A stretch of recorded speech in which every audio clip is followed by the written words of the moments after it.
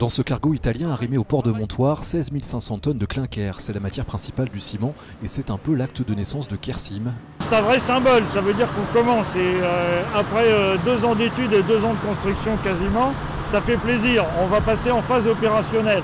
2 années de travail pour créer la cimenterie la plus innovante de France. Avant même d'arriver à l'usine, cette trémie donne un avant-goût, un équipement imaginé spécialement par Kersim, une société espagnole qui empêche toute dispersion de poussière lors du déchargement, un investissement d'1 million d'euros. On stocke ce que la grue a déversé dans sa benne au-dessus. Il y a 2 mamelles, 2 spiragènes pour charger chaque remorque à distance par un opérateur.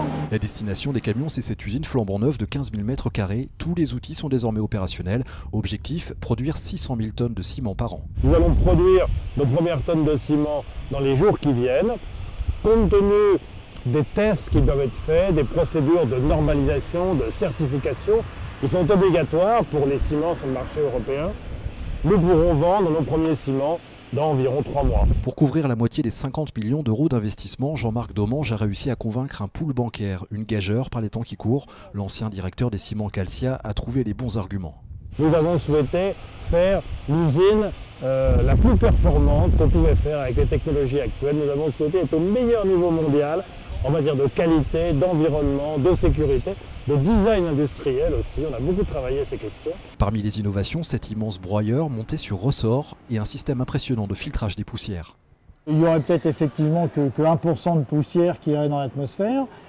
C'est quand même de la poussière qui coûte cher, qui a été travaillée, c'est du ciment. On n'a pas envie de les perdre, donc on pense qu'il y a un payback et de toute façon, il y a des obligations environnementales qui sont devenues très strictes. Kersim veut s'imposer sur le marché du Grand Ouest en se montrant plus réactif que ses concurrents. Les 2 tiers de la production seront livrés en vrac à des fabricants de béton, le reste sous la forme de sacs. C'est aussi un peu d'air frais pour l'emploi dans le bassin de Saint-Nazaire. Kersim comptera à terme 45 salariés.